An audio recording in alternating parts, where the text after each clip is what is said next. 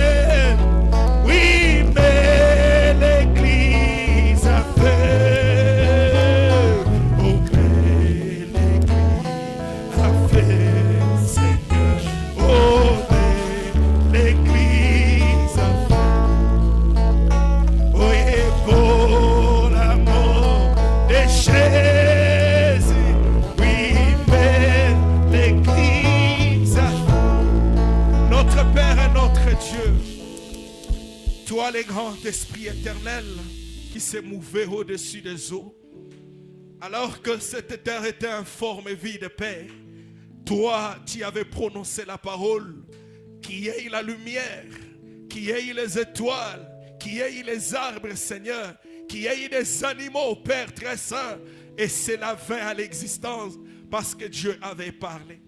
Tu es le même qui est venu en Jésus, Seigneur. Tu as marché sur les rives de Galilée. Tu as multiplié le pain et les poissons, Jésus. Tu avais parlé même à l'arbre ce jour-là. L'arbre avait séché au lendemain, depuis les feuilles jusqu'aux racines, Seigneur. Tu es le même Dieu qui est venu en ce temps de la fin sous la forme de William Marion Branham. Seigneur Jésus, tu es le Dieu d'Hébreux 13:8, Seigneur. Et nous croyons ce matin que tu n'es pas dans la tombe, que tu es vivant, Jésus. Voilà pourquoi, oh Dieu, nous t'invitons au milieu de nous. Viens dans cette salle, Seigneur. Donne-nous le contexte de ces écritures. Mais cette église a fait ce matin. Seigneur, enlève-nous, oh Dieu, de cette chair. Laisse que le Saint-Esprit prenne la prééminence depuis le début jusqu'à la fin. Nous nous confions, nous consacrons à toi. Au nom de Jésus-Christ de Nazareth, nous avons prié avec foi. Amen. Dieu vous bénisse, pour vous asseoir. Frère Branham, après avoir lu cette écriture, il a prêché un sermon qui sera notre grand thème ce matin, la foi de Marie. En dessous là, j'ai un petit sous-thème que j'ai intitulé aussi la parole inspirée. La parole inspirée. Maintenant, nous allons commencer. Je pense que nous sommes prêts, n'est-ce pas? Frère Branham raconte une histoire. Vous savez, Frère Branham ne parlait pas pour parler. Même les histoires que Frère Branham raconte, c'est la parole. Il dit qu'il y avait une famille quelque part, une maman qui avait ses 2 enfants, un garçon et une fille. Maintenant, les garçons étaient partis étudier. Il voulait devenir docteur en théologie. Il est parti faire la théologie. Sa fille aussi est partie étudier. La maman est restée seule. Elle est tombée malade. Quand elle est tombée malade, le docteur est venu. Le docteur ne pouvait rien faire pour elle. C'était la pneumonie. La maman était condamnée à mourir.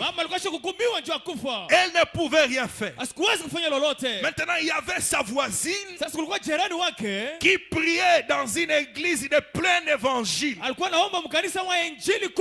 Là où on croyait à la puissance de Dieu. Là où on croyait à la guérison divine. La voisine propose à la maman. Elle dit, est-ce que tu permets que j'appelle mon pasteur, qu'elle vienne prier pour toi? Je suis dans la prédication, montre-nous le Père. Le paragraphe 92. Frère Branham dit, ainsi donc, quand les jeunes garçons revenaient à la maison, dit-il, oh, il se réjouissait bien de sa maman. Vous savez, il a dit, dis donc maman, a-t-il dit, tu ne m'as jamais dit comment tu t'étais rétabli. Il a dit, quel genre de médicament avais-tu pris? La maman répond, oh fiston, je me réjouis beaucoup de ce que tu as mentionné cela. Il avait décroché son diplôme à l'université et tout. Son garçon, il allait devenir un prédicateur. Et il a dit, je suis très contente que tu aies mentionné cela. La maman a dit, tu connais cette petite mission là en ville, là sur Oui, elle a dit, Akasema ndio. ces bâtiments du plein évangile. Ile chumba ya injili kubwa. Elle a dit, Akasema ce prédicateur est venu. ule mhubiri alikuja. Et il a lu la Bible dans Marc 16. Na alisoma Biblia mu Marko 16. Elle a dit, Na akasema il m'a oint d'huile alinipakwa mafuta. et a prié pour Na moi. aliniombea. Et elle a dit, Na akasema et tu sais, na unajua le Seigneur m'a guéri. Bwana alinipona. Les garçons disent, Ule kijana akasema oh maman, mama. a-t-il dit, Akasema en voilà l'idée. ile ndio wazo. Il a dit, Akasema tena eh bien, ni mzuri. tu sais que ce n'est pas ça. Unajua kama iko vile. Les garçons refusent. Ule kijana anakataa. Il dit à sa maman, ce n'est pas ça. Akamwambia mama yake haiko vile. Oh, il dit, tu sais que ce n'est pas ça. Unajua kama iko vile mama. La maman dit, Mama kamjibia tena. chérie, Mpendwa wangu, c'est dans la Bible. ni ndani ya Biblia. Elle a dit, Akasema il a lu ça dans Marc 16. alisoma ndani ya kitabu cha Marko 16. Elle a dit, Akasema il a dit, akasema maman, mama, nous avons appris. tulijua kusema, tulifunda. Nous avons appris à l'université Tulifunda ku university. que Marc 16, Nakusema Marko 16 du verset 9 jusqu'en bas, mstari ya kenda mpaka kushuka n'est pas inspiré. haina yenye kuvutiwa. Oh maman, Mama, à l'université on nous a ku appris university tulisoma que Marc 16, Marko 16 priez pour les malades, muombe magonjwa, chasser les mauvais esprits. tufukuze mapepo mchafu. Là-bas en théologie, Kule kuteolojia on nous a dit que cela n'est pas inspiré. tuambia kama yenye kuvutiwa. La maman dit, Mama kasema oh alléluia, oh haleluya, alléluia. haleluya. Les garçons lui disent, Ule kijana kamwambia eh bien maman, mzuri mama, c'est ridicule. inakuwa bita umbavu. Qu'était-il arrivé? Nini ilikufikia? La maman dit, Mama kamjibia chérie, mpendwa, j'étais simplement en train de penser. nalikuwa tu nawazia. C'est ça ma prédication. Njoo mahubiri yangu. J'étais simplement en train de penser. Nalikuwa tu nawazia. A-t-il dit que Marc 16 n'est pas inspiré? Unasema kama Marko 16 yenye kuvutiwa? Marc 16 n'est pas inspiré. Marko 16 yenye kuvutiwa? Le docteur en théologie dit, Daktari mteolojia akasema non, non, hapana, hapana, il ne l'est pas. haiko vile. La maman répond, Mama kamjibia, oh gloire à Dieu. utukufu kwa Mungu. Si Dieu Kama Mungu a pu me guérir aliniponesha avec une parole non inspirée, neno hili yenye kuvutiwa, que peut-il faire anaweza kufanya nini avec celle qui est inspirée? na ile iko yenye kuvutiwa? Est-ce que quelqu'un dit gloire à Dieu? Mtu watasema utukufu kwa Mungu. Est-ce que quelqu'un dit alléluia? Mtu watasema haleluya. Si Dieu guérit avec la parole non inspirée, Kama Mungu anaponesha na neno yenye kuvutiwa, qu'est-ce qu'il peut faire ce matin anaweza kufanya nini asubuhi ya leo avec la parole inspirée? na neno yenye kuvutiwa? La parole non inspirée, Neno yeshimu kuvutiwa. le message des 6 âges. Ujumbe wa vizazi 6. Branham me dit, Bwana anasema c'était les âges de la mort. ilikuwa ni vizazi vya kifo. Mais arrivé au 7e âge, Kufika kizazi cha 7, l'âge des vivants, bali kizazi cha watu wa uzima. si leur message n'était pas inspiré, Kama ile ujumbe yenye kuvutiwa, je te dis que le message de Branham, nakwambia ujumbe wa Branham c'est un message inspiré. ni ujumbe yenye kuvutiwa. Oh, laissez-moi parler. Unyache niseme, Si avec le message non inspiré, kama na ujumbe yeshimu kuvutiwa, Dieu a fermé la gueule des lions. Mungu alifunga kinywa cha simba. Si avec la parole non inspirée, Kama na neno yenye oh kuvutiwa, merci Seigneur. asante Bwana. Branham me dit, Bwana anasema, vous enviez Moïse, mulikuwa na Musa, vous enviez Élie, mulikuwa na tamania Elia. tous ces gens-là, Wale watu wote ils n'avaient pas. abakukua. Vous les enviez, Mune watamania ils n'avaient pas abakukua. cette présence. Hii uwepo. Ils ont vu ces jours, Waliona hii masiku. ils l'ont salué de loin, Walisalimia tu kwa mbali. ils ont désiré, Walitamania. mais ils l'ont salué de loin. Lakini walisalimia tu kwa Mais mbali. avec Cette absence-là, na ile kukosa ile wepo, une parole non inspirée. neno yashibu kuvutiwa. Moïse s'est tenu là. Musa alisimama pale, Qu'il y ait des mouches. kukwe Les mouches sont venues. ile mamanengi Qu'il y kaonekana, ait les grenouilles. kukwele mabiula, Les grenouilles sont venues. mabiula kaonekana, Que le fleuve Nil ile ibari ya Nile change ensemble. ibadilike kwa damu, Le fleuve a changé na ibari ensemble. kabadilike na kwa damu. Élie s'est tenu là. Elia akasimama pale, Qu'il n'y ait ni pluie, kusikwe vula ni rosée. hata umande, Jusqu'à ce que moi, Élie, mpaka pale mia je Elia parlerai. tasema. David s'est tenu là. Daudi alisimama pale, C'est incirconcis. huyu mtu ashukutariwa Il vient au-devant de moi anakuwa mbele yangu avec les lances na ile mamikuki au nom de ce Dieu philistin. chini ya yule mwa Mais Filistina. moi,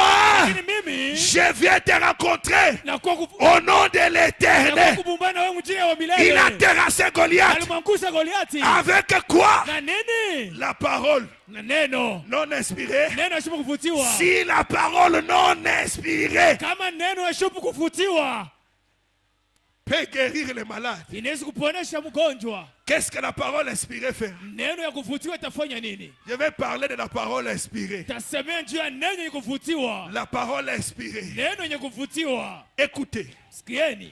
allons un peu dans la Bible. Twende kwanza kidogo mu Biblia. Continuons. Branham me dit, Bwana anasema, c'est vrai. ni kweli. Si la parole non inspirée fait cela, Kama neno yashubu kuvutiwa inafanya vile, eh bien, que fera celle qui est réellement inspirée? sasa ile kwa kweli kweli yenye kuvutiwa itafanya nini? Que fera Marc 11, 24? Marko 11:12. Que fera Malachie 4? Malakia 4 itafanya nini? Que fera Luc 17, 30? Luka 17 itafanya nini? Que fera Apocalypse 10? Apokalipsi itafanya nini? Branham me dit, oh là Bwana là, anasema ulala. certainement, Hakika Dieu est ici. Mungu yako hapa. Il est avec nous. Yako pamoja na sisi. Est-ce que vous dites Amen? Yetu mnasema amina. Ça, c'est la parole inspirée. Hii ni neno kuvutiwa. Écoutez, Sikieni. allons dans Genèse chapitre 2. Twende mkitabu cha Mwanzo sura ya pili. Genèse chapitre 2. Mwanzo sura ya pili. Mes frères, mes sœurs, Wandugu na wadada, nous sommes dans un âge super. tuko mkizazi kama kia yulo.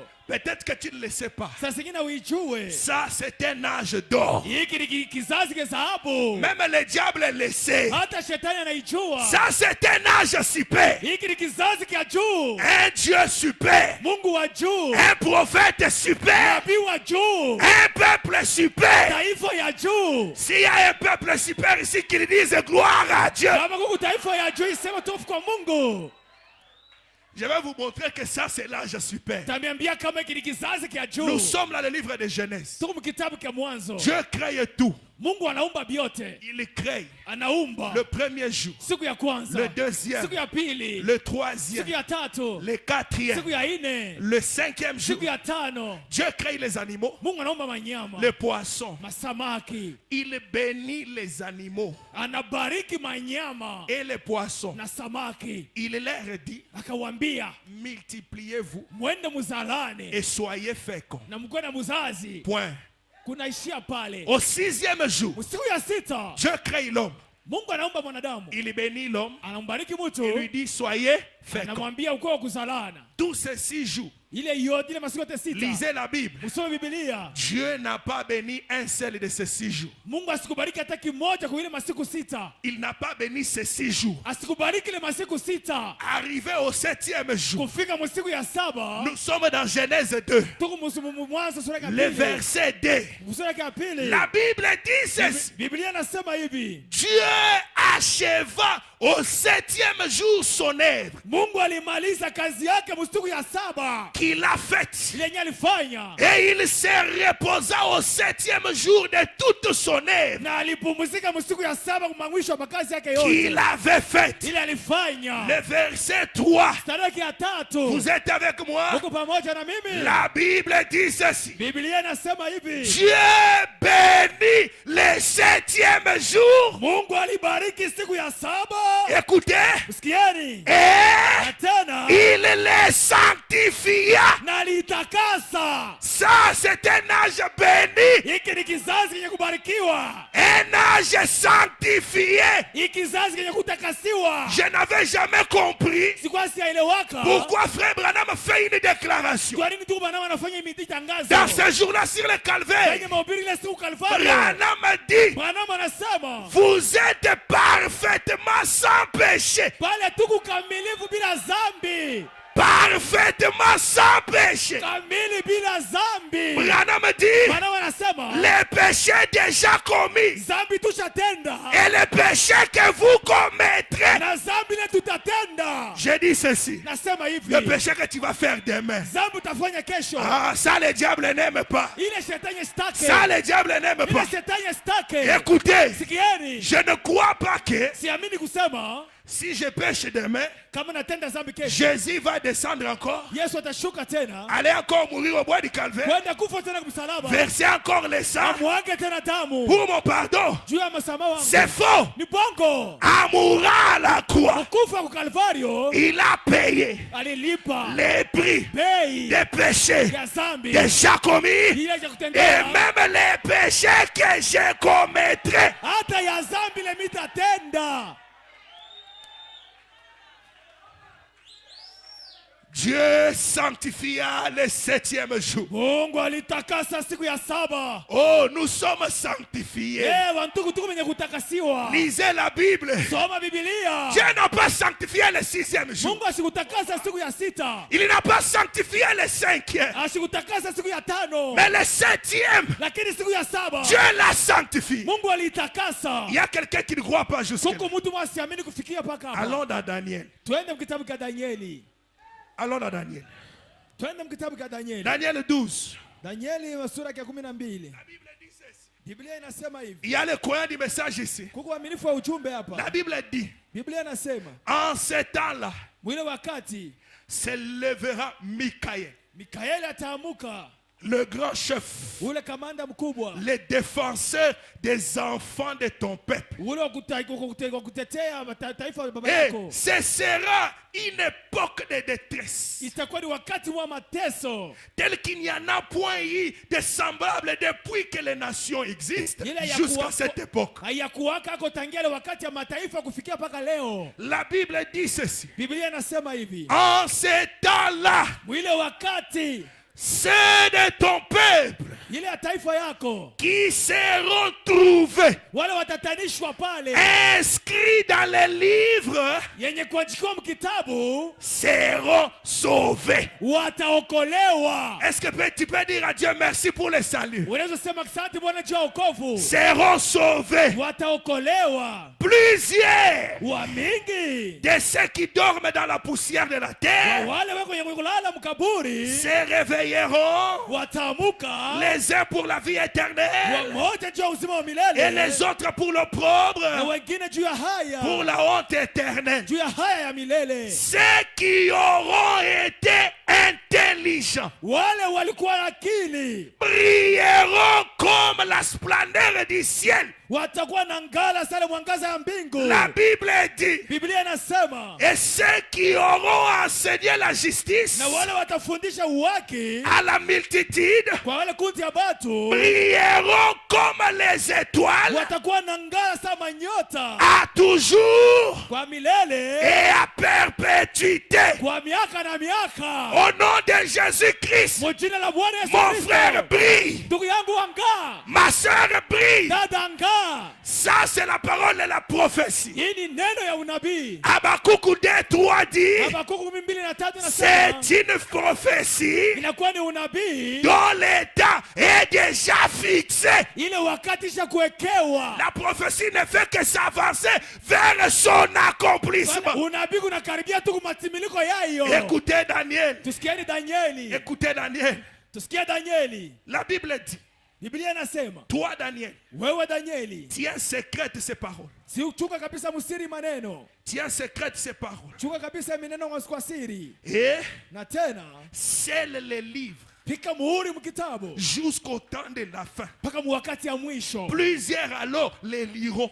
Wa mingi wataisoma Et la connaissance Na- augmentera. na ujuzi yao itaongezeka. Et moi, Daniel, Na mimi Danieli j'ai regardé. nilikuwa naangalia Voici des autres hommes. wanani wanaume wengine wawili Se tenaient debout. walikuwa wanasimama pale bwiba, L'un en deçà du bord moja mkushuka du fleuve kubari et l'autre au-delà du bord du fleuve. na mwingine ngambo ya bahari. L'un d'eux dit à l'homme vêtu de lin Mmoja akaambia yule mtu mwenye kuvaa ile kanjo qui se tenait au-dessus des eaux du fleuve, alikuwa mwenye kusimama ngambo ya mali, quand sera la fin de ces prodiges? itakuwa je mwisho ya hii mashara? Et j'ai entendu l'homme vêtu de lin qui se tenait au-dessus des eaux du fleuve. Kasikia ule mtu mwenye kushimama na habari akasema, Il leva vers les cieux sa main droite akanyanyua mkono wake mbinguni et sa main gauche. na mkono wake kushoto, Et il jura par celui qui vit éternellement akalapa kwa ule unaishi kwa milele, que ce sera dans un temps, asiyetoka ni wakati wa fulani, un temps de temps, wakati wa unanya makati et la moitié d'un temps, na kipande ya wakati, et que toutes ces choses finiront na hivi vitu yote itamalizika quand la force du peuple saint sera entièrement brisée. wakati nguvu ya taifa takatifu itavunjiwa.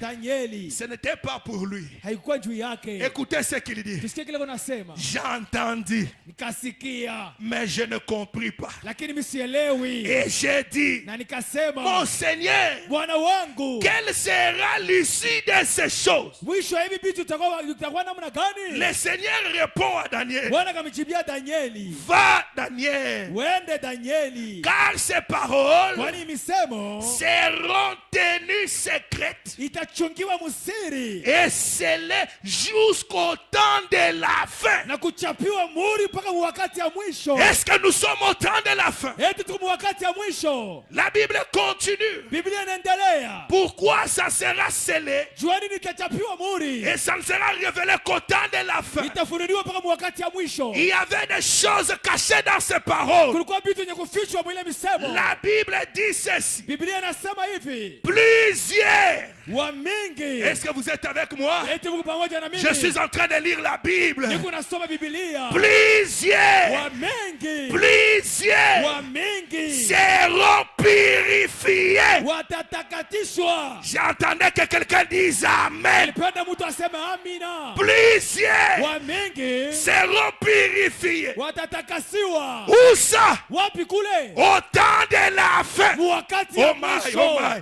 Ça c'est le temps de la purification. Ni wakati ya utakaso. C'est le jour de la Ni sanctification. siku ya utakaso. Pas ce qu'un homme fait. Kwani mtu alifanya? Pas ce qu'un homme fait. Hapana, ile mtu Mais alifanya. Dieu lui-même. Lakini Mungu peke yake. Oh, j'aime ça. Napenda kabisa hii. Plusieurs seront purifiés. Wamingi watatakasiwa. Est-ce que vous écoutez ce terme? Yetu mnasikia misemo. Virgule, Mukato. blanchi. Watakonya kutakasiwa. Blanchi. Watakonya kwa kwa Est-ce que nous pouvons acclamer notre roi de rois? tunaweza kupiga mikono juu ya mfalme wa falme. Blanchi. Tutaonya kwa kwa weupe. Même si tes péchés Hata kama dhambi yako sont rouges inakuwa mwekundu comme les cramoisis, sawa theluji, en ce temps de la ni fin, wakati ya mwisho plusieurs wamingi seront blanchis. watatakasiwa. Recevoir le message de ce jour, Kupokea ujumbe hii masiku, recevoir le prophète de ce jour, kupokea nabii hii c'est masiku, recevoir la purification, ni kupokea utakaso, c'est recevoir la ni sanctification. kupokea utakaso. Ça, c'est la ville de refuge. Hii ni mji wa makimbilio. Vous savez, dans l'Ancien Testament, Unajua mwagano la kale il y avait une ville qu'on appelait ville de refuge. kulikuwa mji wa kufichamia. Quand quelqu'un commettait une faute, Wakati mtu anafanya on makosa, se mettait à le poursuivre. wanaweza kumkimbiza. Si on l'attrapait, Kama anamkamata, on allait le tuer. walikuwa wanamuua. Mais si la personne courait, Kama mtu anakimbia, akakimbia jusqu'à entrer dans la ville de refuge, anafika mpaka mumuji hapo kufichama, personne ne peut mettre encore les mains sur lui. hakuna tena mtu anaweza kumgusa. Personne. Hakuna hata mtu moya. Est-ce que vous le croyez? Yetu mniamini? Oh, dans la famille. Oh, mjamaa yetu. Mais qu'on a une fois ta foi. Oh, mepunswi. Viens dans le message de mon jour. Kuya mujumbe masiku Les yetu. liens de famille seront brisés. Ile Et même, maneno ya jamaa itavunjiwa. pourquoi? Juu ya nini? Dieu dans son amour, Mungu ndani ya mapendo yake il avait promis. alilakaka. Daniel cache ces choses. Daniel fiche bibitu. Va dormir en paix. Watu kalala Au msalama. temps de la fin, Wakati ya mwisho. ces choses seront révélées. Hivi vitu vitafunuliwa. Quand ça sera révélé, Wakati vitafunuliwa, ceux qui entendront, wale watasikia, ils seront blanchis. watatakasiwa. Mon frère, ma soeur, Ndugu yangu, dada yangu, mon frère, ma soeur, ndugu yangu, dada yangu, l'homme peut te regarder mtu anaweza kuangalia et te voir tout noir. anakuona kama mweusi, Mais aussi longtemps que tu es dans ce message, wakati wote uko ndani ya huu quand Dieu ujumbe, te regarde, wakati Mungu anakuangalia, oh blanc, plus blanc que neige. Oh blanc, plus blanc que neige. Oh, lavé dans le sang de l'agneau. Et oui, je serai plus blanc. Est-ce que vous le croyez? Est-ce que vous le... Oh Père, j'irai loin de toi. Oui, souvent, mon esprit s'est égaré. Lave-moi, Seigneur. Lave-moi dans le sang de l'agneau. Et je serai plus blanc. Oh oui, blanc, plus blanc. Alléluia. Il y a les dieux qui pardonnent les péchés ici. Je vous dis la vérité. Il est le miséricordieux. Il n'y a pas un péché que Dieu ne peut pas pardonner. Ça, c'est le jour du pardon. Recevez-le au nom de Jésus. Alléluia. Alléluia. Ça, c'est le jour du pardon. Oh, merci Seigneur. Si cela n'était pas le cas, les enfants d'Atirouaït, ils devaient se retrouver en enfer. Écoutez, la Bible dit, les péchés que Dieu ne pardonne pas, c'est les blasphèmes. Mais à cause de ces prophéties, les enfants d'Atirouaït, ils ont blasphémé. Mais Dieu a dit, il y a une écriture qui donne la possibilité. J'avais promis, j'ai déjà sanctifié le 7e mois. J'avais promis que les gens seront blanchis. Atirouaït, peu importe les blasphèmes. Oh, merci Seigneur. Merci Jésus. Si Dieu pardonne les blasphèmes, quel est le péché qu'il ne peut pas pardonner? Ça, c'est le message de grâce. La grâce amène le pardon. Croyez-le. Dieu nous a pardonné. Si vous pensez que les portes du ciel vous seront ouvertes par votre sainteté, vous vous trompez. Si tel était le cas, Daniel qui devait entrer directement. Oh my. Merci Jésus. Merci Jésus. Les gens seront blanchis. Ce n'est pas fini. Est-ce que vous pesez ces 3 mots? Écoutez Daniel. Plusieurs seront purifiés. Est-ce que tu peux le dire? Je suis purifié. Oh merci Seigneur. Je suis purifié. Je suis purifié. Le message de Frère Branham, c'est le message qui peut arrêter quelqu'un sur la route vers l'enfer. Les faire full stop et lui dire demi-retour. Retourne-toi. Au même moment, il quitte la route de l'enfer et se retrouve sur la route du ciel. Ce message peut le faire.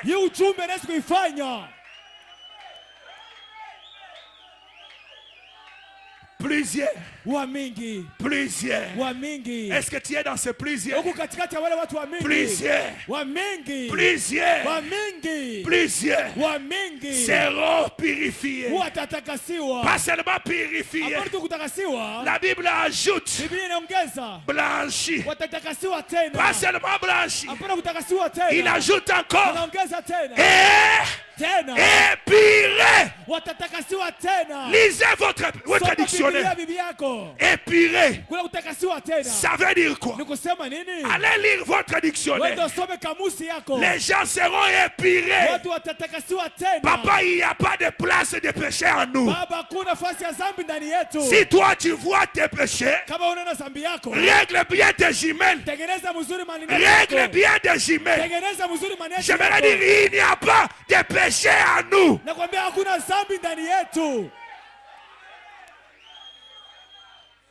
Les gens seront épurés. Watu watatakasiwa. Oh, merci Seigneur. Asante Bwana. Nous sommes blanchis. Tuwenye kutakasiwa. Nous sommes purifiés. Tuwenye kutakasiwa tena. Nous sommes épurés. Tuwenye kutakasiwa. Il y a quelqu'un qui ne croit pas toujours. Kuku mtu asiamini baba. Laissez-moi avancer encore. Niache nisonge mbele. La Bible dit ceci. Biblia inasema hivi. Dans l'Ancien Testament, Mwagano la kale. quand quelqu'un péchait, Watu wakitenda dhambi. il devait prendre un agneau, Alipaswa beba mwana kondoo. l'amener au sacrificateur. Anapelewa Le sacrificateur mkowani avait un travail à faire. alikuwa na kazi ya kufanya. Laissez-moi me tenir ici. Mwache nisimame hapa. C'était quoi le travail du sacrificateur? Ilikuwa ni nini kazi ya mkowani? Il devait Alipashwa examiner l'agneau. kuchunguza mzuri kondoo. Il examinait les pécheurs. Alikuwa anachunguza dhambi. Il examinait les pécheurs. Alikuwa anachunguza dhambi. Il examinait quoi? Alikuwa anachunguza nini? L'agneau. Kondoo. Pendant 14 jours. Katila ile masiku 14. Si les sacrificateurs trouvaient Kama mkowani anatanisha que l'agneau est sans défaut, sema la kondoo hana na Alléluia. Amina. Vous êtes pardonnés. Pale unasamewa. Pardonnez. Unasamewa. Ce n'est pas au sacrificateur de poser des questions. Haina mkowani ya kuswali. Tu l'avais fait combien de fois? Ulifanya mara ngapi? Tu avais fait comment? Ulifanya je? Est-ce que tu es vraiment sincère? Etu mnyofu. Ce n'est pas son problème. Hila iko mambo yake. Examinez l'agneau. Wewe chunguza kondoo. Dieu a exigé quoi? L'agneau. Mungu alisema nini kondoo? L'agneau sans défaut. Kondoo bila makosa. Et ça c'était un animal. Nani alikuwa ni nyama? Un jour, Siku moja. le Dieu du ciel, Mungu wa mbingu. le Jéhovah de l'Ancien Testament, Jehova wa agano la le kale. Dieu de l'éternité, Mungu wa milele. il a quitté le ciel. Alitoka kumbingu. Il est descendu. Akashuka. Il devait un homme. Anakuwa mwanadamu. Il dit non, pour le peuple de Shekinah, Anasema taifa ya Shekina. je vais m'offrir moi-même. Tajitoa peke yangu. Il est descendu sur la terre. Alishuka wa udongo. Il a marché sur les rives de Galilée. Tembea mabarabara ya Galilaya. Il a vécu comme un homme. Aliishi sama mwanadamu. Il a parlé comme un homme. Alisema sa mtu. Il a goûté à la vie humaine. Aliona maisha sa mwanadamu. Dieu l'a examiné. Mungu alimchunguza. Et Dieu a trouvé Na Mungu alimtanisha. qu'il était sans défaut. Alikuwa bila makosa. Sans défaut. Bila makosa. L'agneau de Dieu Mwana kondoo wa Mungu. a été trouvé digne. Alitanisha wa kustahili. Parce que quand la question était posée, Basi kwani wakati swali liuliziwa. qui est digne? Nani anastahili? Qui est digne Nani anastahili? de prendre ce livre, Ya kubeba hiki kitabu. de l'ouvrir? Ya kukifungua. Parce que pour que les gens soient blanchis, Juu bantu watakasiwe. pour que les gens soient Juu bantu épurés, watakasiwa tena. pour que les gens soient purifiés, Juu bantu watakasiwa tena. il faut que les secrets Ilipendeza siri. qui étaient cachés dans Daniel, Ile ilifichwa ndani ya qui Danieli. étaient cachés dans Apocalypse 10, Ilifichwa Mfunuo. il fallait que quelqu'un prenne le livre, Ilibidi mtu awewe kitabu. qu'il l'ouvre, Akifungue. qu'il brise les sceaux Avunje mihuri. sans défaut. Bila makosa. Branham a dit, Branham anasema. si vous êtes en Christ, Kama uko ndani ya Kristo. pour que Dieu trouve des péchés en vous, Ule Mungu ataonyesha ndani zambi il yako. faut qu'il trouve d'abord le péché en Jésus. Inabidi atarishe kwanza zambi ndani ya Yesu. Oh, Japo. oh, Japo. quand il marchait sur la terre, Wakati alikuwa anatembea pa il a udongo. dit aux gens, Aliambia watu. qui d'entre vous, Nani katikati yenu? qui d'entre vous, Nani katikati yenu? qui d'entre vous, Nani katikati yenu? qui d'entre vous Nani katikati yenu? me convaincra du péché? Atanyonyesha zambi ndani yangu. Il était 3 fois saint. Alikuwa mara tatu mtakatifu. Même ce matin, Hata asubuhi ya leo. il est 3 fois saint. Yeye ni mara tatu mtakatifu. Église de Dieu, Kanisa ya Mungu. nous sommes purifiés. Tuko benye kutakasiwa. Nous sommes purifiés. Tuko benye kutakasiwa. Le diable le sait très bien. Shetani anaijua vizuri. Il le sait parfois plus que les enfants de Dieu. Anaijua vizuri kupita watoto ya Mungu. Il y a des enfants de Dieu ici. Kuko watoto wa Mungu hapa. Il veut prier. Anapenda kuomba. Il veut chanter. Anapenda kuimba. Le diable vient. Shetani anakuja. Toi aussi. Na wewe tena. N'est-ce pas, tu avais faim? Julifanyaka. Tu vois quelqu'un s'affaiblir. Unaona mtu anachoka. Moi aussi. Na mie huyu. Ce matin, dis-lui, Hii asubuhi umwambie. Satan, tu es venu en retard. Shetani unakuya nyuma. Christ a fait quoi? Kristo anafanya Il nini? m'a sauvé. Kristo ananyokoa. Tu es venu en retard. Unakuwa nyuma. Christ m'a sauvé. Kristo ananyokoa. Blanc, plus blanc que neige. Alléluia, blanc et blanc. Nous sommes épirés. Alléluia, lavé. Le sang de l'agneau. Et moi, je serai plus blanc que la neige. Pas parce que tu ne pêches pas, mais parce que tu as accepté l'agneau. Pas parce que tu es digne. Branham dit, vous n'avez jamais été digne. Vous ne l'êtes pas.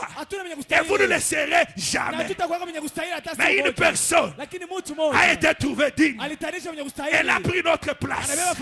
Jésus-Christ de Nazareth. Est-ce que vous l'aimez? Vous pouvez acclamer pour lui. Est-ce que vous pouvez pousser des cris de joie? Gloire à Dieu.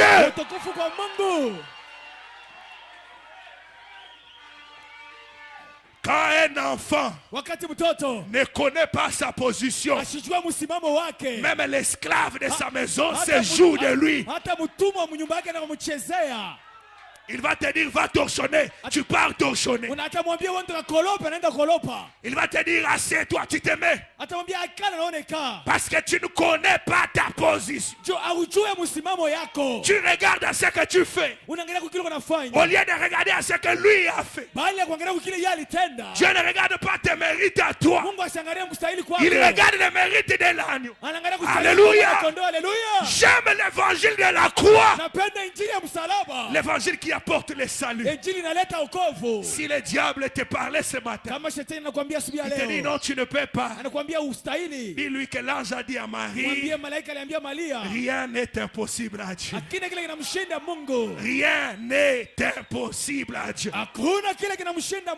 Laissez-moi avancer. Est-ce que nous sommes d'accord?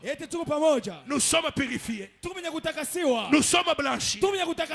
Nous sommes sanctifiés. Il y a quelque chose qui me vient à l'esprit. Vous savez, un jour frère Branham a prêché. Il y avait sa sœur à l'église. Elle était tellement contente. Elle avait envie de sauter et de crier. Mais elle ne l'a pas fait. Quand elle sort de la réunion, elle dit, Billy, tu sais quand tu prêchais là, j'avais envie de sauter. J'avais envie de crier. Branham lui dit, mais pourquoi tu ne l'avais pas fait? Il fallait le faire. Nous ne sommes pas dans l'église catholique ici. On ne lit pas les gens. Si tu sens que tu peux sauter, allez, saute.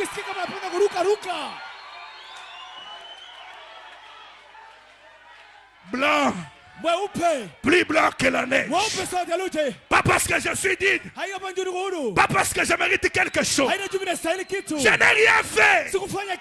Mais l'agneau de Dieu, il a pris ma place.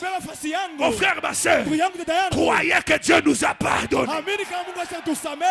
Et si tu avais un péché qui t'a lié depuis longtemps, ce matin, accepte le pardon. Dieu te dit, tu es blanchi, tu es épiré, tu es purifié. Est-ce qu'on peut dire gloire à Dieu?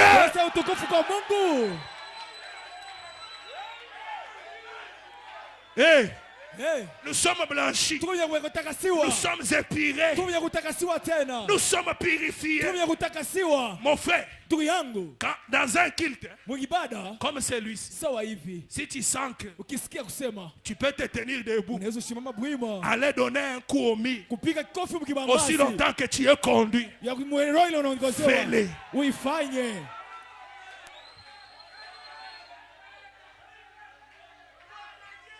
Dieu conduit ses enfants. Ne soyons pas trop extrémistes. Oh, l'écriture. Branham a dit à sa sœur, mais il fallait le faire. C'est ça l'écriture. Si je sens que, oui. Si vous êtes conduit,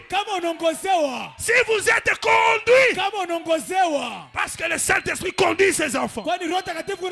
Dieu peut te conduire. Tu te lèves. Tu viens, tu donnes l'offrande. Aussi longtemps que c'est Dieu qui te conduit, ce n'est pas un péché. Papa, si c'est Dieu qui te conduit, fais-le.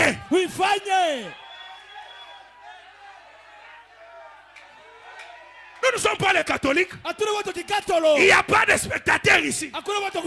Nous célébrons un culte. Nous adorons notre Dieu.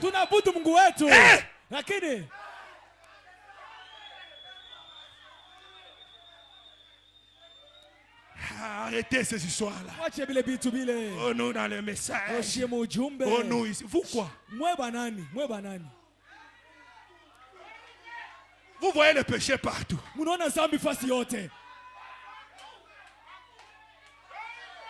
Quelqu'un vient offrir péché.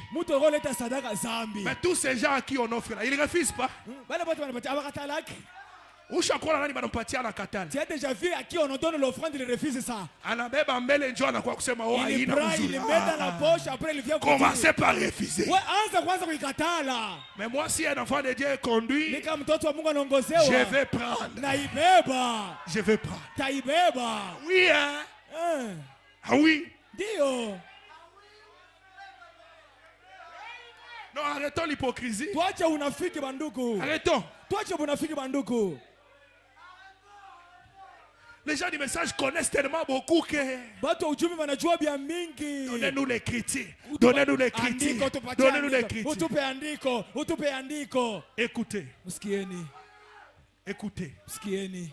L'ange Gabriel, il a visité Zacharie. Zacharie était qui? Un sanctificateur. Il était en plein temple. La Bible dit qu'il était en train de rendre service. Soudain, l'ange Gabriel lui apparaît. Il lui annonce la nouvelle. Élisabeth, ta femme. Quand tu vas finir le service et que tu vas rentrer chez toi, tu seras avec ta femme. Elle va concevoir. Qu'est-ce que Zacharie a dit? Il a douté. La Bible dit, sur place, l'ange les frappa. Tu resteras muet jusqu'à ce que l'enfant naîtra.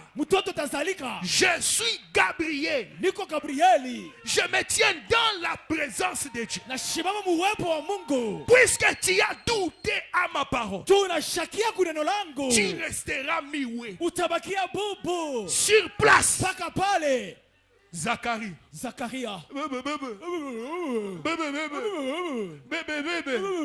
Il rentre chez lui. Sa femme conçoit.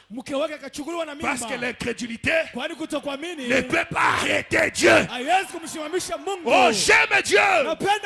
Même si Zacharie a douté et que Dieu l'a frappé, mais parce que Dieu avait déjà promis, sa femme a conçu. Rien n'est impossible à Dieu. J'aime ça. Le même ange, 6 mois après, il va visiter une croyante, pas un prédicateur. Branham m'a dit pourquoi Dieu avait frappé Zacharie. Zacharie avait des exemples dans la Bible. Sarah ne concevait pas.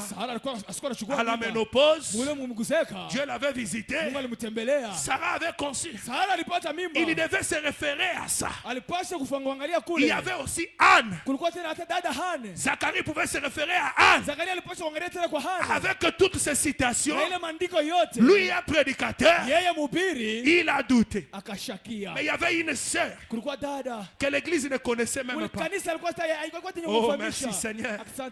Une sœur que beaucoup ne connaissaient même pas dans l'église. Les gens ne la saluent même pas. On la regarde là, on la voit de loin. Elle n'a même pas des habits. Attention, c'est vous qui regardez les formes extérieures. Percez le voile. Attention, Dieu a ses enfants. Attention, Dieu a ses enfants. Marie, c'était un lundi, le jour de la lessive. Marie descend la route. Elle part puiser de l'eau. Elle avait sa criche en train de chanter. Oh blanc, plus blanc que neige. Alléluia, blanc. Au plus blanc. Pendant qu'elle avance, elle voit une lumière. Elle pensait que c'était le soleil. Mais ce n'était pas le soleil. C'était l'ange de Dieu. Gabriel se tient là. Je te salue Marie. Oh, merci Seigneur. Tu as trouvé grâce. Le Saint-Esprit te couvrira de son nom. Tu auras un enfant. Tu vas lui donner le nom de Jésus. Car nous sommes dans notre écriture. Voici Élisabeth. Oh my. Dans sa vieillesse, elle aussi a conçu. Celle qu'on avait appelée stérile. Elle est à son 6e mois. L'ange ajoute, car rien n'est impossible à Dieu. Ce qui me réjouit, la réaction de Marie. Je suis la servante de Dieu. Qu'il me soit fait selon. Je suis un fils de Dieu. Qu'il me soit fait selon ta volonté. Je suis une fille de Dieu. Qu'il me soit fait selon ta volonté. Le même ange. Le prédicateur a douté. Mais une croyante. Je suis la servante de Dieu. Écoutez. Branham a dit. Il n'y avait jamais eu une femme dans l'histoire du monde qui avait conçu sans être à côté de son mari. Marie n'avait aucune référence. La foi de Marie, la foi qui croit, même là où il n'y a pas de référence. La foi qui croit même ce qui n'est pas écrit dans la Bible. Dieu peut faire même ce qui n'est pas écrit. Ne limitons pas Dieu dans les citations. Non. Ne lions pas dans les citations. Dieu peut faire au-delà de ce qui est écrit.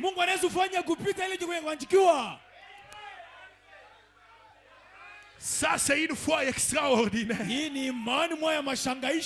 La foi qui croit à l'impossible. Aucune promesse. Mais la foi croit que ça peut. Aucun soutien. Mais la foi croit que c'est possible. Pourquoi? Avec Dieu, tout est possible.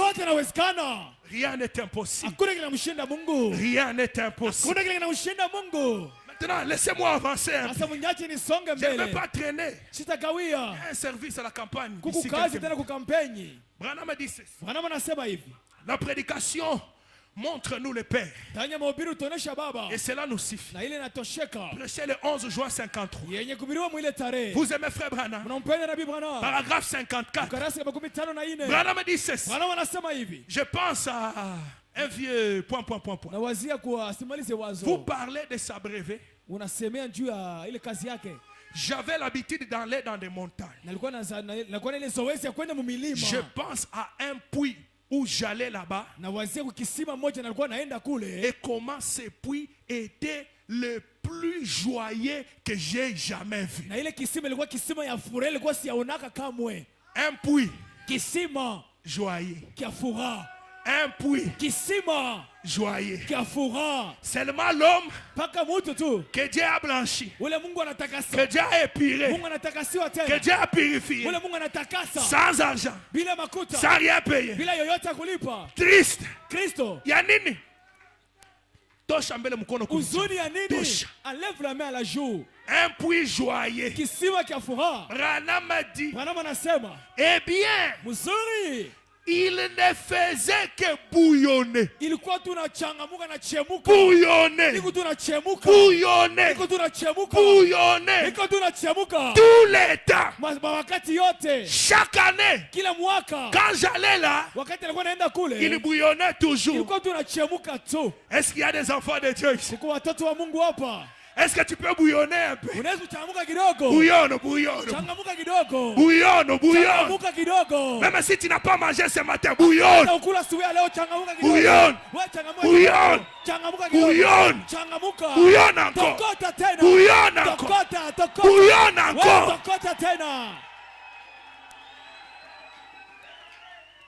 Chaque année, kila mwaka, peu importe ce qui vous arrive, ingawa yote natufikia, bouillonne encore. We tokota. Bouillonne. We tokota tu.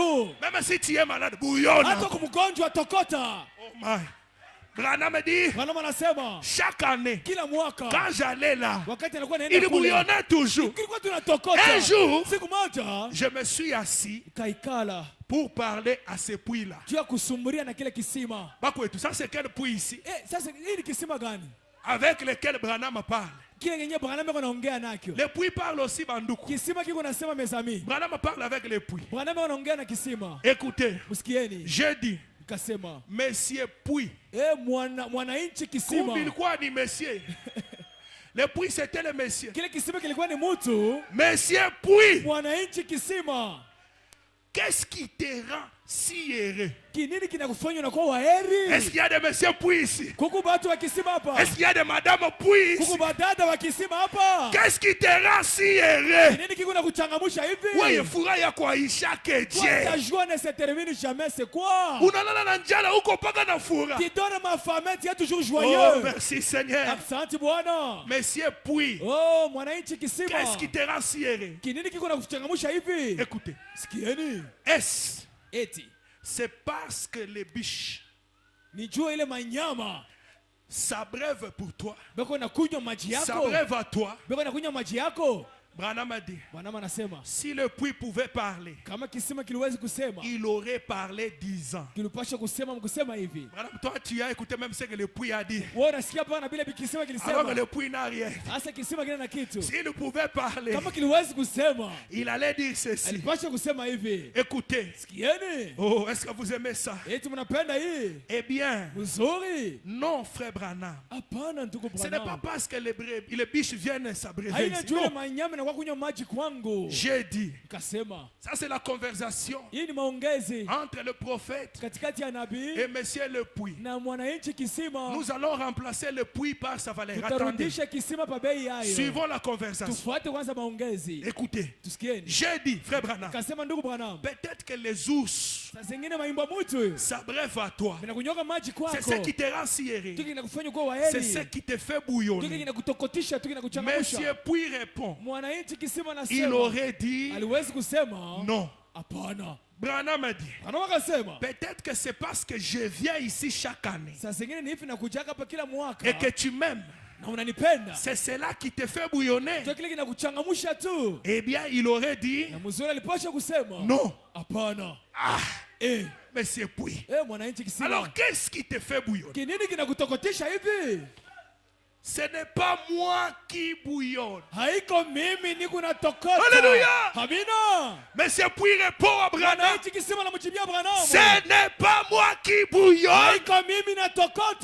Parce que si vous voulez fermer les gens ici de ne pas bouillonner, ça sera comment? C'est-à-dire que c'est toi-même qui bouillonne. Parce que si c'est autre chose qui te fait bouillonner, même si on te dit tais-toi, tu ne vas pas te taire. Pourquoi? Ce n'est pas moi qui bouillonne. Il y a quelque chose derrière moi qui me fait bouillonner. Il y a quelque chose derrière moi qui me pousse. C'est ce qui m'amène à dire Alléluia. C'est ce qui m'amène à dire Amen. Ce n'est pas moi. Ce n'est pas moi. Ce n'est pas moi. Frère Branham a dit. Et c'est pareil pour un chrétien à l'ancien temps. Un chrétien né de nouveau. Ce n'est pas lui qui est très brillant. Il y a quelque chose derrière lui qui le rend brillant, qui le fait bouillonner, qui le pousse, qui le bouscule. Parfois il n'a pas envie de se tenir debout, mais il sent que la pression monte à l'intérieur. Tiens-toi debout. Tiens-toi debout. Dis Amen. Dis Amen. Dis Amen. Et quand il se tient, il dit Amen. Ce n'est pas moi qui bouillonne. Écoutez, église. Chacun bouillonne à sa façon. Moi, je ne peux pas bouillonner comme le pasteur Justin. Chacun bouillonne à sa façon. Toi, tu vas dire à frère Serge, ne bouillonne pas comme ça. Bouillonne comme ça. Ça n'a pas de sens. Essayez d'entrer dans le canal d'autrui. Vous échouez. Chacun a un canal par lequel il entre. Chacun. Chacun. Branham a dit, oh j'aime ça, qui le fait bouillonner, qui le pousse, qui le bouscule, qui le lève à des hauteurs plus élevées et l'enfonce dans des profondeurs plus basses en Christ. Branham a dit Amen. C'est vrai. Ce n'est pas lui. Vous aimez frère Branham? Ça c'était le puits. 55 Branham ajoute.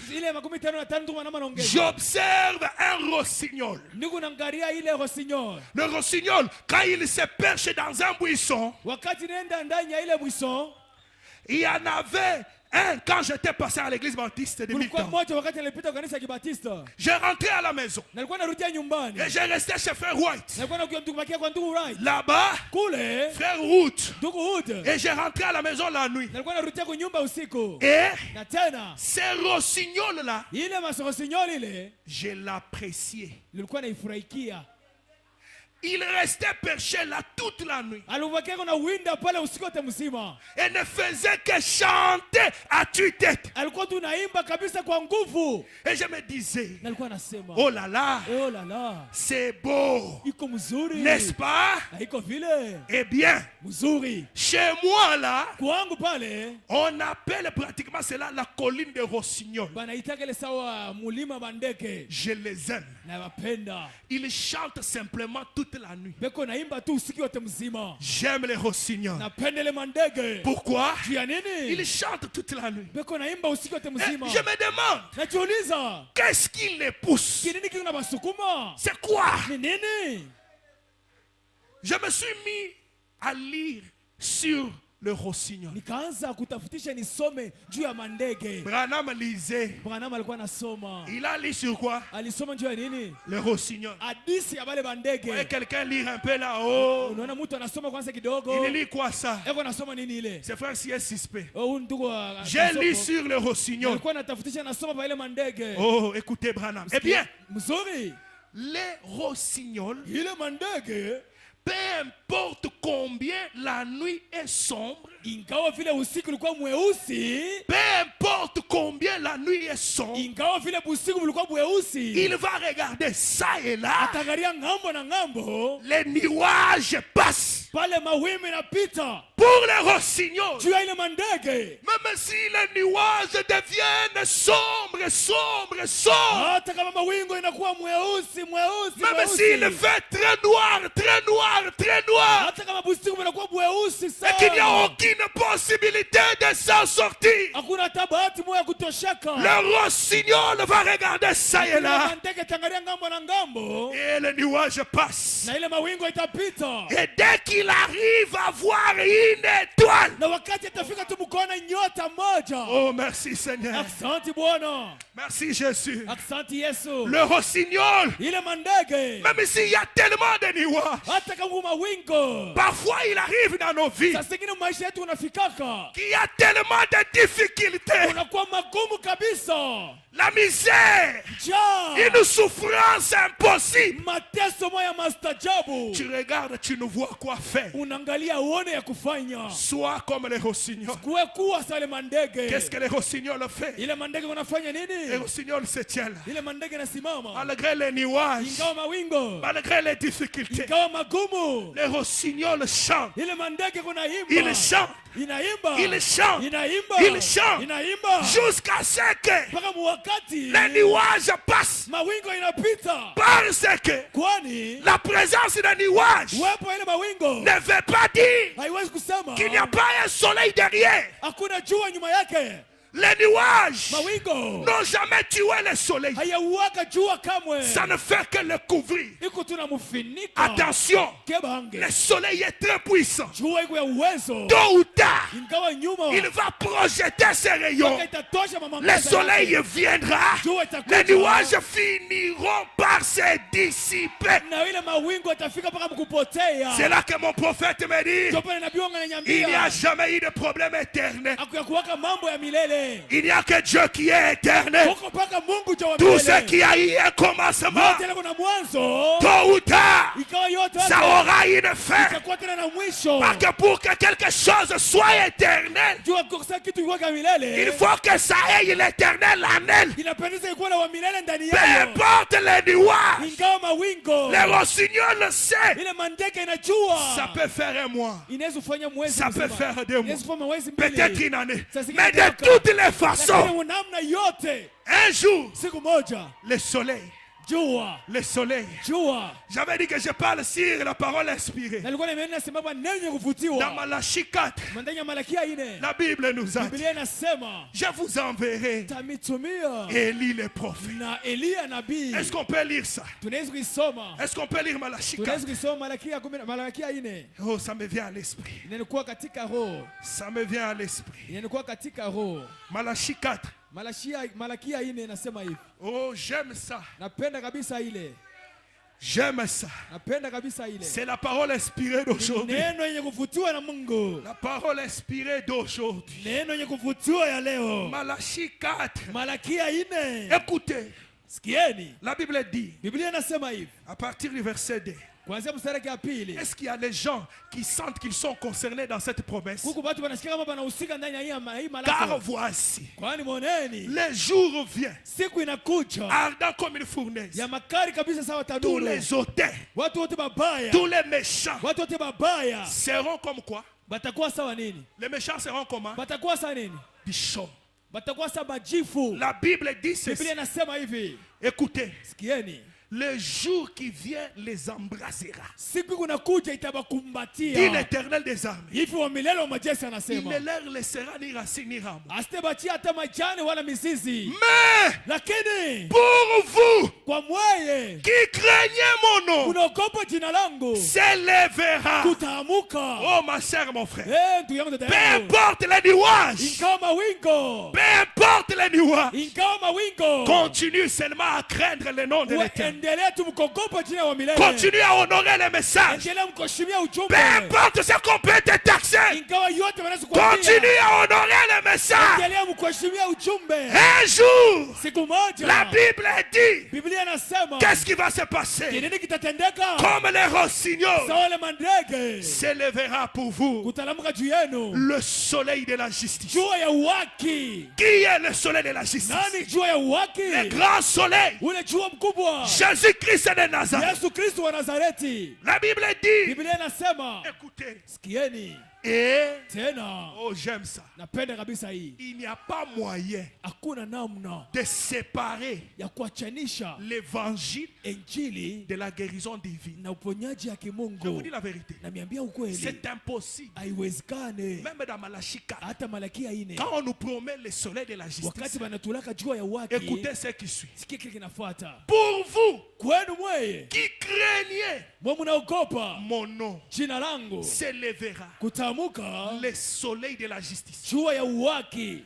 Le soleil vient avec quoi? Jua inakuwa na nini? Le verset suivant. Ile mstari inafuata. Et Tena est-ce que vous êtes là? eti mko pale, La guérison sera sous ses ailes. na uponyaji itakuwa pa mabawa yayo. La Bible dit Biblia ceci. inasema hivi. Est-ce que vous dites amen? Eti mnasema La amina. Bible dit, Biblia inasema vous sortirez tutatoka et vous sauterez comme les veaux. na tutaluka sele mangombe. Je pensais que quelqu'un allait sauter. Na mimi kama kuna mtu alipasha kuluka. Alléluia. Amina. Vous sauterez. Mutaluka. Comme quoi? Les veaux. Sawa nini? Sawa ile magombe. Dit l'étape. Ile magombe. Qu'est-ce que vous allez faire? Mutafanya nini? Vous foulerez. Tutakanyanga. Est-ce que tu peux faire ça? Eti unaweza kufanya hivi. Vous allez faire quoi? Mutafanya nini? Fouler. Mutakanyanga. Fouler qui? Les Mutakanyanga méchants. nani? Watu wabaya. Qui est ce méchant? Wale watu wabaya ni wa nani? Cette maladie-là Ile magonjwa. qui a tellement Ile traîné. nagawia kuna kwa Est-ce que tu muda. peux le fouler? Eti unaweza kuikanyanga. Est-ce que tu peux fouler? Eti unaweza kuikanyanga. Cette pauvreté-là. Ile maskini. Non, trop c'est trop. Wa, ina- Foule-les un peu. ina- Foule-les. Foule-les. Foule-les. Uikanyange kwanza. Vous foulerez. Uikanyange. C'est la promesse de notre jour. Ni malako ya masiku yetu. La guérison s'élèvera sur. Oh my, oh Ile my. ile uponyaji. Si tu es malade ce matin, kama kumgonjwa ya asubuhi. je te demande, mon frère, ma sœur, Nakuomba sasa. accepte cette promesse. Itika hii malako. Approprie-toi cette promesse. Wabeba malako kwa yako. La guérison Uponyaji. s'élèvera sur ses ailes. Amuka kwa mabao yake. Reçois ta guérison au nom de Jésus. Pokea uponyaji wako mjina la Yesu. Toi, la pauvreté Wewe umaskini te foule na aujourd'hui. kukanyanga. Vous allez sortir. Wewe mutatoka. Nous sommes sortis des dénominations, n'est-ce pas? Tunatoka mmazebu iko Il vile. nous a promis, Ilitulaka. quand nous allons sortir, Wakati il va tutatoka. envoyer quoi? Kutakuwa nini? Le soleil de la justice. Atatuma jua ya Est-ce que le uhaki. soleil est venu? Eti jua ilikuja. Est-ce que le soleil de la justice est Eti venu? jua ya uhaki ilikuja. Oui, il est venu. Ndio ilikuja. Quand le soleil est venu, Wakati jua il a ilikuja. amené quoi? Inaleta nini? La guérison. Uponyaji. N'est-ce pas? Haiko vile. Est-ce que vous le croyez? Eti mnaamini? Peu importe la maladie, Ingawa magonjwa. peu importe. Ingawa. J'avais lu frère Branham un jour. Nilimsoma Nabii Branham siku moja. Branham dit ceci, Branham anasema hivi. que Dieu Mungu guérit même les maladies, eko naponesha hata magonjwa. que la science continue de faire les recherches. Ile siasa ingari natafuta matunzo. Il y a des maladies qui n'ont pas de nom. Kuku magonjwa ingine yana majina. La science continue d'abord de chercher. Siasa ingari natafuta. Mais Branham dit, Lakini Branham même ces maladies-là, hata ile magonjwa. que la science n'a pas encore trouvé de nom. Ile siasa ya Notre Dieu, Mungu wetu. il a dit dans sa parole, Alisema neno lake. je suis l'Éternel Niko wa milele. qui vous guérit de toutes les maladies. Yeko na miponesha na magonjwa yenu yote. Si Dieu guérit les maladies que la science n'a pas encore trouvé de nom, Kama Mungu anaponesha magonjwa ile siasa yaleta jina. qu'en est-il des maladies que la science a déjà donné le nom? Itakuwa mara ngapi kwa magonjwa ile siasa yaleta Je m'en fous des grands noms que la science a donné à ces maladies. Mambo ya majina minene inyangalie. Dieu guérit même le sida. Mungu anaponesha hata ukimwi. Je le crois de tout mon Na cœur. mimi na moyo wangu wote. Dieu, Mungu, Dieu, le soleil de la justice. jua ya uhaki, Le soleil de la justice. jua ya uhaki. Écoutez, Sikieni, la Bible dit, Biblia inasema oh, vous foulerez les méchants. mutakanyanga batu Oh, babaya. j'aimerais que tu les foules très bien. Napenda makanyanga Dieu. vizuri. Mungu, Dieu guérit toutes tes maladies. Mungu anaponesha magonjwa yenu Est-ce que tu yote. peux bien les fouler? Tunaweza makanyanga Dieu vizuri. guérit chaque maladie. Mungu anaponesha kila Toutes magonjwa. tes maladies. Magonjwa yenu yote. Peu importe les noms Ingawa que la jina, science peut la donner. ile siasa Yesu ikaburia. Alléluia. Amina. Ce n'est pas le cancer. Haina Ce kansa. n'est pas le sida. Haina ukimwi. Ce n'est pas le diabète. Haina diabeti. Ce n'est pas la tension. Haina ile magonjwa Ce n'est pas la stérilité. Haina utasa. Ça peut prendre des années. Yesu beba miaka. Mais un jour, Lakini siku moja. le grand soleil, Jua kubwa. le soleil de la justice. Jua ya uhaki. Écoutez, Sikieni. écoutez. Le diable est un menteur. Il n'a pas le droit de nous lier dans des maladies. Quand le grand soleil vient, il vient nous remettre dans la justice. Oh, merci Seigneur. Voilà pourquoi on appelle le soleil de la justice. Il prend ce que le diable avait fait. C'était injuste. Il a pris la maladie. Il a mis là où Dieu avait mis la bonne santé. Mais quand le grand soleil vient, il vient restaurer l'ordre. Il vient restaurer la justice. Mon frère, ma soeur, j'ai aimé quelque chose hier à la campagne. Un homme, une femme qui avait un enfant, le fils unique. Oh, merci Seigneur. Cette femme n'a eu qu'un enfant. Le fils unique de la maman. Merci Jésus. Un jour, ce fils unique est mort. Oh, je sens la présence de Dieu. Je sens sa présence. Je vous dis de tout mon cœur, Dieu est ici. Soyez connectés. Oh, je sens sa présence. Je vous dis que Dieu peut faire l'impossible maintenant. Il peut le faire. Dieu peut le faire. Alléluia. Alléluia. Alléluia. Écoutez, ce garçon est mort. Oh, merci Jésus. Merci Seigneur. Écoutez, moi je pensais tous ces jours que ce garçon était seulement mort. Mais il n'était pas seulement mort. Branham a dit, on l'avait même embaumé. Embaumé c'est quoi? On enlève les intestins. C'est ça. On enlève tout ce qui fait pourrir la personne rapidement. C'est-à-dire que ce garçon-là, il était resté une partie. C'était un cadavre sans intestin. Le jour de l'enterrement est venu. Jésus-Christ est le même. Hier, aujourd'hui, éternellement, même maintenant, il est le même Jésus. Le même Jésus. Alléluia. Merci Seigneur. Il est le même Jésus. Oh, merci Jésus. Merci Seigneur. Merci Seigneur.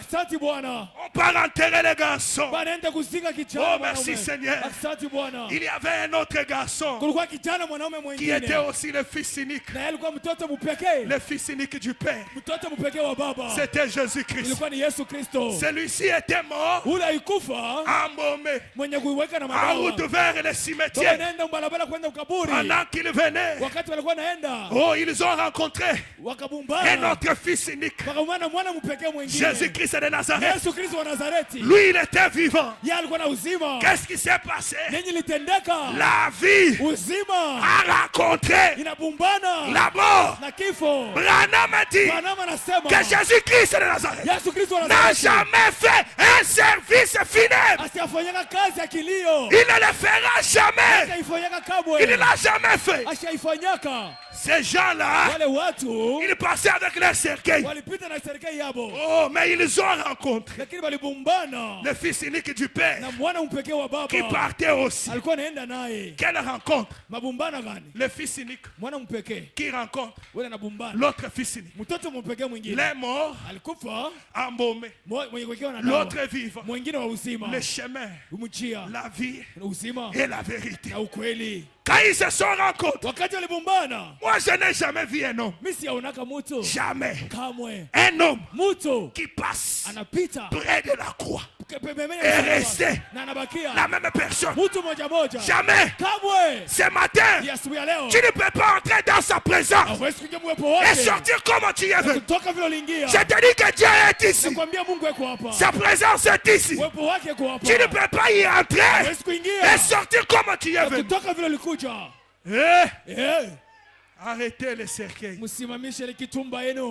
Arrêtez. Arrêtez les cercles. Oh Seigneur. Il est mort il y a longtemps. D'ailleurs, on l'a même embaumé. Ça ne veut rien dire. Oh d'ailleurs, les docteurs avaient confirmé cela. Je me sens trop attiré ici. Dieu est le même. Il est le même. Mon frère, Dieu est le même.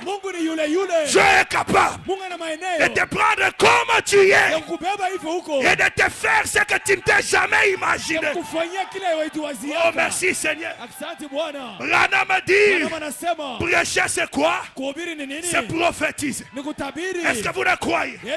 Au nom de Jésus-Christ, tout celui qui était lié, alléluia, même si on t'a maudit par tout ton village, que le Dieu de la Bible, le Dieu de la Pentecôte, le Dieu de William Branham, qu'il coupe chaque lien au nom de Jésus, au nom de Jésus, au nom de Jésus, que chaque malédiction, que Dieu la brise. Oh my, je mettrai la différence. J'ai pronom personnel. Je, moi, je mettrai la différence. Entre qui? Ceux qui me servent. Et où est cette différence? Pourquoi un enfant de Dieu peut dormir avec des larmes aux yeux tous les jours alors qu'il sert Dieu? Et ceux qui ne le servent pas se moquent de lui. Trop c'est trop. Trop c'est trop. Si tu le crois avec moi, dis qu'aujourd'hui c'est la fin de ma souffrance. Croyez-le. Croyez-le. L'ange a dit à Marie, il n'y a rien. Il n'y a rien qui soit impossible à Dieu. Il n'y a rien. Oh my. Merci Seigneur. Merci Jésus. Merci Seigneur. Vous savez ce qui s'est passé? Malgré qu'il était embaumé, ça n'a pas arrêté Dieu. Malgré qu'il n'avait plus les intestins, ça n'a pas arrêté Dieu. Quand la vie a parlé, la mort s'est fouillée d'elle. Quand la vie a parlé, la mort s'en est enfouie. Sans imposition de main. Mais la vie avait parlé. Et la mort a pris fuite. Elle a changé. Elle est devenue la vie. Est-ce que vous le croyez? Suis-je ce matin en train de parler d'un Dieu historique? Est-ce que suis-je ce matin en train de rencontrer mes histoires? Suis-je ce matin en train de parler d'un politicien? Non! Je parle ici de celui qui a dit: j'ai le droit, j'ai le pouvoir de donner ma vie et de la reprendre. Je parle de celui qui a dit à Frère Branham, même quand toi tu partiras, la colonne de feu, elle restera avec l'église. Partout où ce message sera répété, le même ange, le même Dieu, la même colonne de feu, elle sera là. Et je vous dis la vérité, que le même Dieu est ici. Prenez votre position. Oh, j'aime ça. Donc ce matin, la mort, elle peut être changée et devenir la vie. Vous le croyez? Oui. La vie du péché, ce matin, elle peut être changée et devenir la plus grande sainteté que tu n'as jamais vécue. Est-ce que vous le croyez? Quelle malédiction ce matin, à cause de sa présence, ça peut changer et devenir quoi? Les bénédictions. Est-ce que vous le croyez? Que le mauvais sort qu'on t'a jeté par les sangages, par les mouillons, est-ce que vous croyez croyez que maintenant même, ça peut changer et devenir des bons souhaits. Quel est le bon souhait? Bien-aimé, je préfère, je souhaite que tu prospères à tous égards, spirituellement, physiquement, matériellement, prospérer à tous égards. Il y a la vie ici. Merci Seigneur. Hier, aujourd'hui, à jamais. Hier, aujourd'hui, à jamais. Oh, hier, aujourd'hui. Oh, Jésus. Alléluia. Jamais, jamais. Alléluia. Merci, Seigneur. Jésus. Les autres parlent de lui comme une histoire qui est morte il y a longtemps. Alléluia. Mais je te dis qu'il vit encore. Jésus est vivant. Alléluia. Jésus est vivant. Il est vivant. Je crois qu'il est ici. Le Dieu de William Branham, c'est lui qui relève les faits. Il a dit dans sa parole que je suis le secours qui ne manque jamais au temps du danger. Il a dit dans sa parole, invoquez mon nom, je descendrai, je vais vous annoncer même les choses cachées. Il a dit dans sa parole, oh merci Seigneur, hier, aujourd'hui, à jamais, hier, aujourd'hui, à jamais. Oh, hier, aujourd'hui, oh Jésus, alléluia, jamais, jamais, jamais, jamais, à jamais, Jésus ne change pas. Oh oui, s'il a guéri, il guérit maintenant. Il guérira demain, Jésus.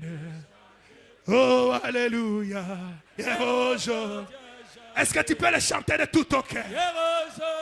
Jamais, jamais. Oh, oh Jésus ne change. Oh, s'il a béni, il bénit maintenant. Oh, il bénira demain, Jésus.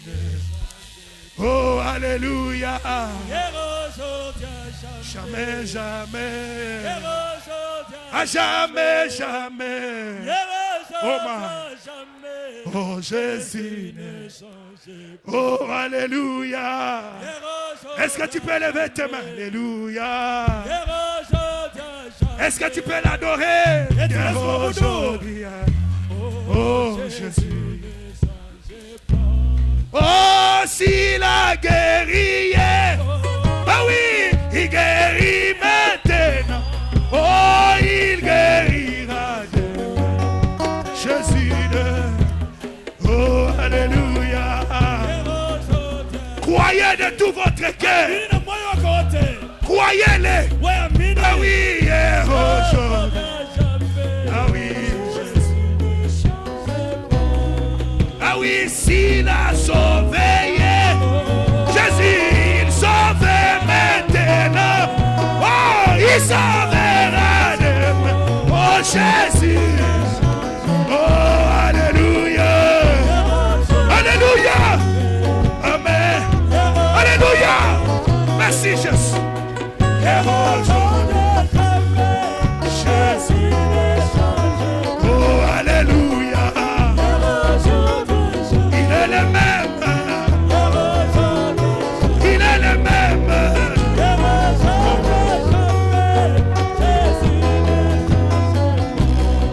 Oh, ici, il a rempli. Il remplit maintenant. Il remplira demain. Jésus échange. Oh, alléluia. Jamais, jamais. Ah oui, yeah. Yeah. Yeah.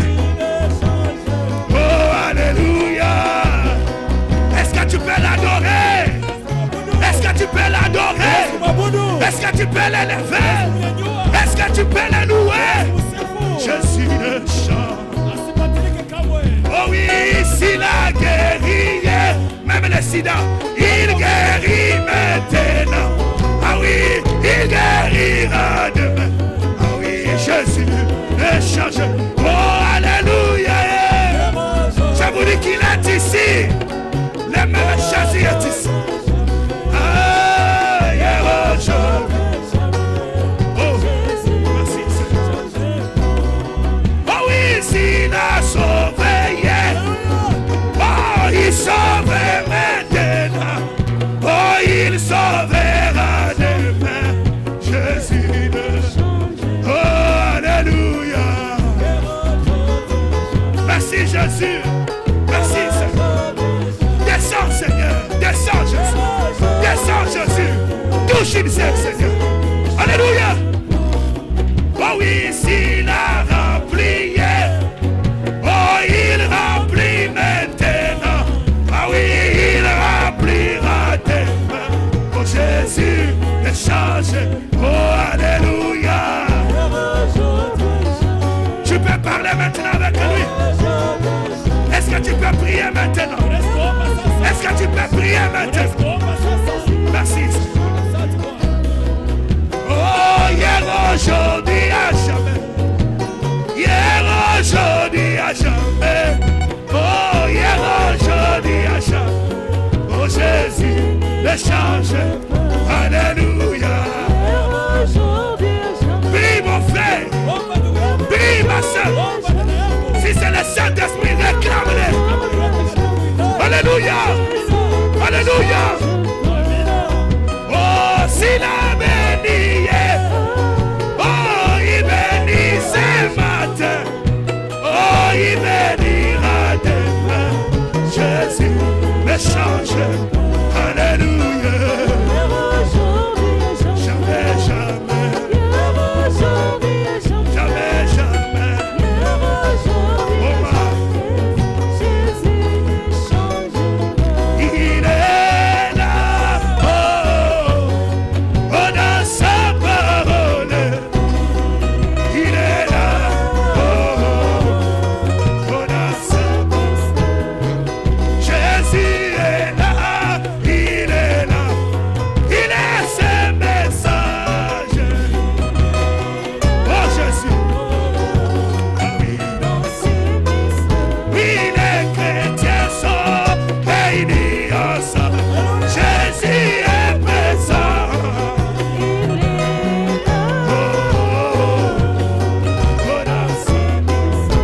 Oui, rétablissons c'est le malhonnête.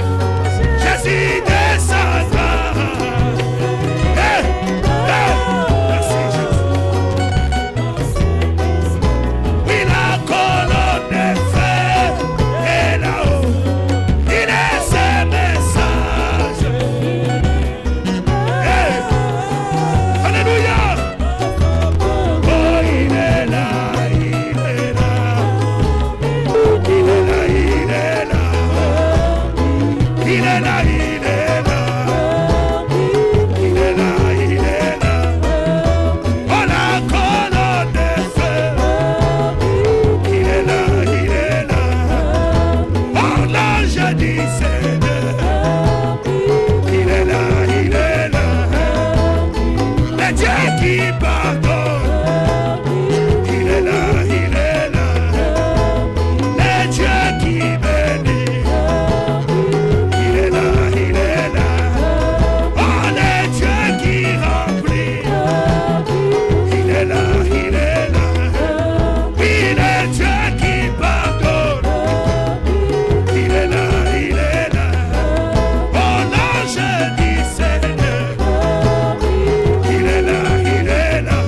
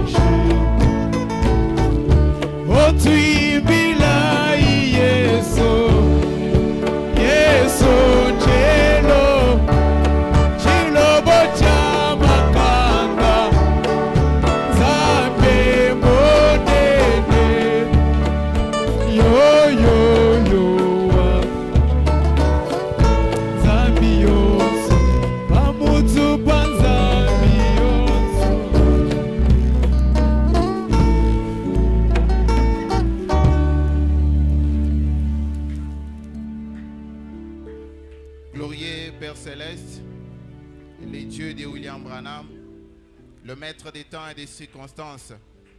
C'est lui qui connaît nos cœurs, c'est lui qui sonde nos âmes. Ton nom, c'est le Seigneur Jésus-Christ. Nous étions venus ici au Dieu des armées, nous attendant simplement à toi. C'est toi qui connais, Dieu des armées, nos besoins. Toi qui connaissais, Dieu Tout-Puissant, ce qui tourmentait, Dieu Tout-Puissant, chacun d'entre nous. Il t'a plu, Père Céleste, de nous parler ainsi pour nous encourager au Dieu des armées et pour nous approcher des armées plus près de toi. La foi de Marie. Oh Père Céleste, il y a plusieurs femmes dans cette Bible. Mais pourquoi le prophète a choisi que Marie pour parler de sa foi?